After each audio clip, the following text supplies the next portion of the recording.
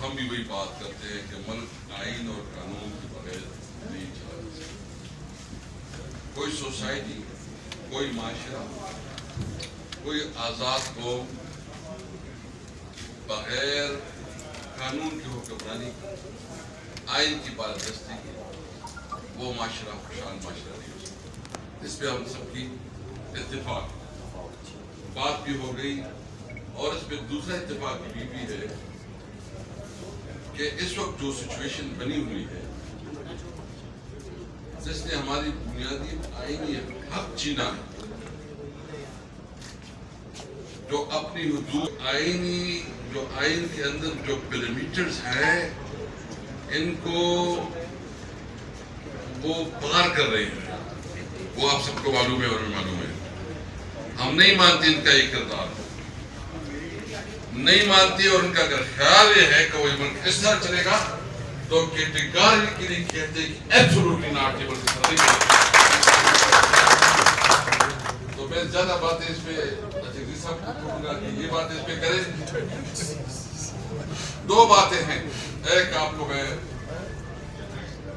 हल्फिया कहता हूँ। हल्फिया, मुझे पाकिस्तान के अंदर किसी ओहदे का, किसी पोजीशन का कोई शौक नहीं रहा।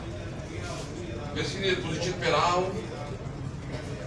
इज्जत और जिल्लत अल्लाह देता है, राज़िक खालिक मालिक अल्लाह है। ये वो जो बहुत छोटी चीज होती है, बहुत छोटी, मकसद अहम होता है। मैं अपनी जिंदगी का मकसद अपनी लीडर इमरान खान के साथ ये रखा है कि अपनी सारी जिंदगी अपने मुल्क और कौम की खिदमत के लिए और इस पाकिस्तान कौम को एक बाइज्जत कौम बनाने के लिए और आइन और कानून की बालादस्ती के लिए फोकस करूंगा। मेरा अज़म है, ये मेरी दिल से बात, क्योंकि मैं रहा हूँ तकरीबन 7-8 साल में पोजीशन पे रहा हूँ। मैंने देखा कोई पोजीशन जो है ना, या तो आप पैसे कमाना चाहते हो ना, आपके ख्वाहिश ये हो कि आप एक पोजीशन पे पहुंचे और आप देखे बड़े बड़े जो आपकी इस वक्त सिचुएशन है, महलात खरीदे, अपने लिए पॉलिसी बनाए, अपने लिए। अल्हम्दुलिल्लाह, मैं सबके सामने कहता हूँ अल्लाह ने किया शुक्र अल्हम्दुलिल्लाह। बिल्कुल कैटेगरी के लिए कहना चाहता हूँ कि आज तक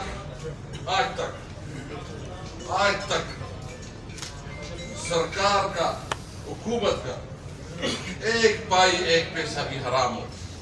और जब स्पीकर नेशनल असेंबली था तो तारीख में पहली दफा ये बेटे, ये हमारे मीडिया की जो उधर करते हैं ना हमारे पार्लियामेंट में, इनकी जो भी ख्यालात है, जो उनकी चैनल्स की जो पॉलिसी है, लेकिन इनसे पूछे पहली दफा तारीख में सबसे ज्यादा बचत की है। 1 बिलियन 52 करोड़ रुपए मेरे दौर में एक साल में हमने बचत की, जो तारीफ का हिस्सा है। मैं बात इसलिए कहना चाहता, तमहीदन मुख्तसर कर रहा हूँ कि ये जो इस वक्त हम कर रहे हैं सब कुछ, हम इसलिए कर रहे हैं कि ये पाकिस्तान इस सूरत हाल में मजीद सर्वाइव नहीं कर सकता। हम सबको अपनी जात से बालातर होकर सोचना होगा।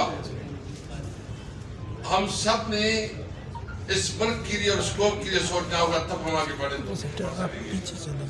किधर चले जाएंगे यार, हमने भी तो करनी है ना। टीम की कमिटमेंट है कि इंशाअल्लाह ताला अपने कमिटमेंट पे, अपने जो नजरिए पे, इस पे कंप्रोमाइज नहीं करेंगे।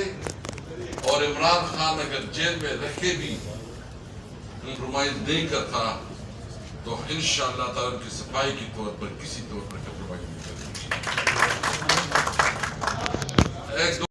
दुनिया जहान की नियामतों से पुर मुल्क 75 साल के बाद बिल्कुल पहले दिन से जिस तरह मूजी मरज में आदमी मुब्तला होता है, कैंसर, ट्यूबरकुलोसिस या और हेपेटाइटिस समथिंग लाइक दैट, ये दिन ब दिन हमारा मुल्क बिल्कुल कमजोर होता जा रहा है। जिस तरह डॉक्टर मरीज की तशखीस करते हैं, सियासी लोग, हम सियासी कारकुन हैं, ہم نے جو جتنی بھی تشخیص کی ہے پوری ایمانداری کے ساتھ، ہم نے اس کی بنیادی وجہ یہ وہ کی ہے کہ یہاں آئین کی پاسداری نہیں ہو رہی. ہم نے اپنے بچوں کو، اگر ہم پاکستان کو چلانا چاہتے ہیں، ہم نے اپنے بچوں کو یہ ٹریننگ دینی ہوگی. ہمارا الٹا ہے معاملہ، پاکستان میں الٹا ہے معاملہ. ہر آدمی کی خواہش ہوتی ہے کہ میرے وفادار رہو، باقی جو کچھ کرنا ہے، کسی کے گھر میں گھسنا ہے، کسی کی بہن اٹھانی ہے، کسی کو کام ہے، کسی کو جو کچھ کرنا ہے، میرے وفادار رہو، تجھے کوئی ہاتھ نہیں لگا سکے گا. یہ قانون ہے پاکستان میں. ہمارے تمام سماج دشمن عناصر، میں کسی کا نام نہیں لیتا، پنجاب کے ہوں، بلوچوں کے ہوں، پشتونیوں کے ہوں، سندھی کے ہوں، سرائکی کے ہوں، یہ سارے ہر وقت حکومت کے پیرول پہ ہوتے ہیں. یہ حلاوت رستے میں ہوتے ہیں. غریب لوگوں کی زندگی اجیرن بنا دی جاتی ہے. ہم مجبور ہوئے ہیں، اور ہم ایسے نہیں کہ خدا نخواستہ، اس طرح ہمارے اسپیکر صاحب نے کہا، ہم نے نہ کسی کے سامنے سرنڈر ہونا ہے، نہ ہم نے کسی کی دون دمکی کا خیال رکھنا ہے. چاہے آسمان گرے، چاہے کچھ ہو، پاکستان میں آئین کی بالادستی ہوگی.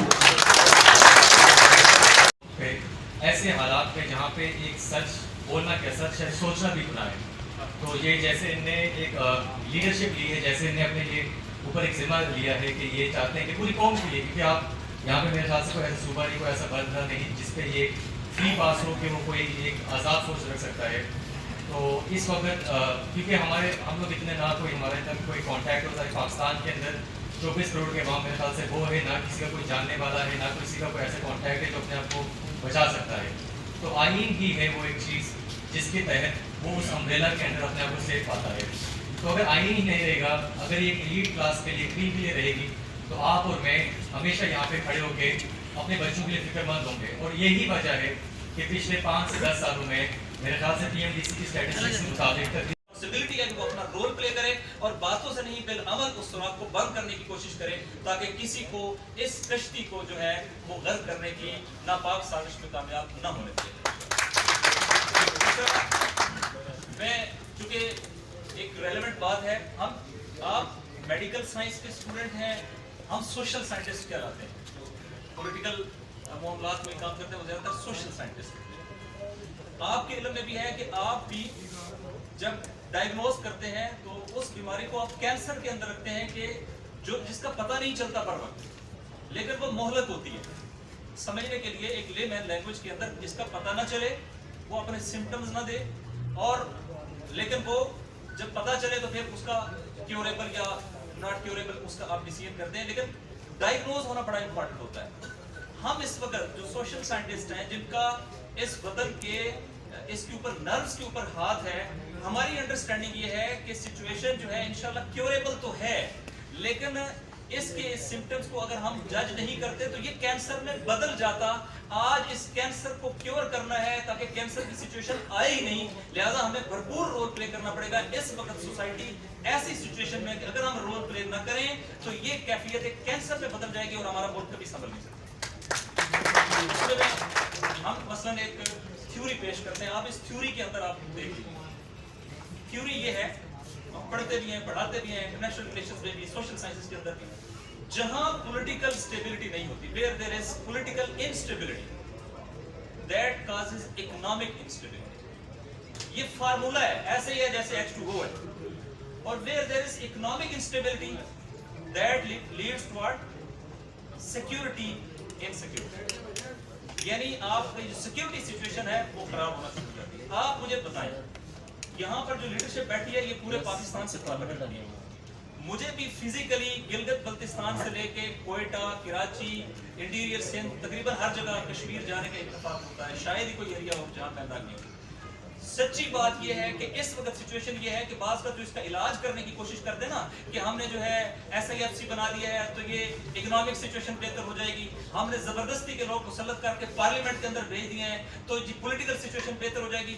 خدا کی قسم پولیٹیکل سٹیبلٹی اس وقت آتی ہے جب will of the people reflect ہوگی، جب حقیقی ڈیموکریسی ہوگی، جب لوگ جس کو ووٹ دیں گے اسی کا ووٹ نکلے گا اور جس کا ووٹ نکلے گا اسی کو حکومت بنانے کا حق ملے گا. تب پاکستان کے اندر سٹیبلٹی آئے आए आएगी, और जब पॉलिटिकल स्टेबिलिटी आएगी तो इकोनॉमिक स्टेबिलिटी का रास्ता हमवार होगा, और जब ये दोनों चीजें आ जाएंगी तो फिर हम सिक्योरिटी क्राइसिस का भी मुकाबला कर सकते हैं। आज जो भी ये इलाज करना चाहते हैं वो दरअसल इस मर्ज को तवील करना चाहते हैं, कि वो ये कह रहे हैं कि ये स्टेबिलिटी तो आ गई है, ये झूठी स्टेबिलिटी इस मुल्क को नहीं बचा सकती है, ये हमें इस मुल्क को स्टेबल करने के लिए, इस मुल्क को इस्तेकाम देने के लिए हमें जरूरी है पॉलिटिकल स्टेबिलिटी लाएं, और पॉलिटिकल स्टेबिलिटी का फार्मूला एक ही है, जिसका वोट दिया है उसी का वोट निकलना चाहिए और उसी को हक की हुकूमत मिलना चाहिए। अगर उसको हक की हुकूमत मिलेगा तो वो अवाम को जवाब दे होगा। इस वक्त जो लोग पॉलिटिकल पोजीशंस के ऊपर बैठे हुए हैं वो अवाम को जवाब दे देंगे, क्योंकि वो अवाम के वोट के साथ नहीं है, वो बास कुदरतमंद हलकों के तावन के साथ आए हैं, वो उनको जवाब दे हैं, लिहाजा उन्हीं के इंटरेस्ट को आगे बढ़ा रहे हैं। अवाम का इंटरेस्ट कंप्रोमाइज हो रहा है, हम अवाम की सुप्रीमेसी के लिए उनके इंटरेस्ट को आगे बढ़ाने के लिए इस मूवमेंट को आगे बढ़ाएंगे।